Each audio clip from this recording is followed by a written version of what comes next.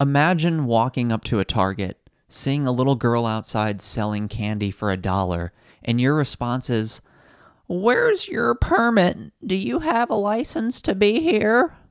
Or seeing a kid in your neighborhood selling hot dogs outside of his house, and rather than buying one to support the kid trying to make a buck, you instead call public health officials to report a business that is operating without a license. What kind of an asshole do you have to be to interrupt your day and report children who are trying to make an honest living by selling hot dogs and candy? These are a few of the stories we've heard over the past few weeks as we've seen stories of kids being reported by grown adults for operating unlicensed businesses. If the people reporting these cases were other kids, this would actually make sense because those other kids would obviously just be jealous.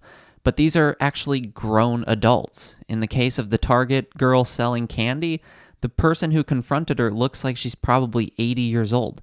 After 80 years of life on Earth, she still has nothing better to do than to report a kid for selling candy outside of a store. Now, thankfully, there's some upside to these stories. The girl who was selling candy actually sold all of her candy because a gentleman who was there offered to buy all $80 worth of candy.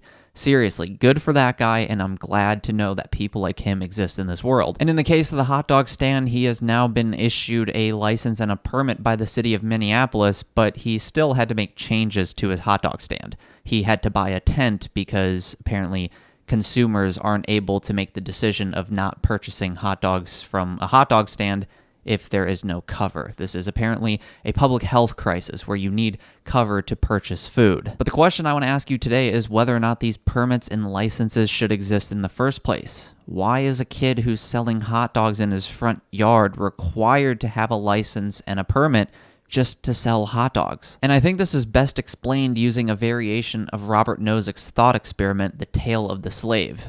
If you haven't heard this, I have a link in the description below, and I highly recommend you watch it. So for this video, instead, we'll call it The Tale of the Chef. In stage 1, I invite a friend over to my house, I cook a meal, and I serve it to them. In stage 2, I invite a friend over to my house, I cook a meal, and I serve it to them in exchange for money because I want to be covered for the ingredients that I used to make their meal. In stage 3, I invite a group of friends over to my house, I cook a meal, and I serve it to them. In stage 4, I invite a group of friends to my house, I cook a meal, and I serve it to them in exchange for cash, once again to cover the cost of ingredients. By the way, stage 4 in many states is illegal today. They're known as dinner parties, and the government doesn't like that. In stage 5, I cook a meal, I post a flyer in my apartment complex for anybody who wants to come over, and once they do come over, I serve the meal to them. In stage 6, I cook a meal, I once again post a flyer in my apartment complex,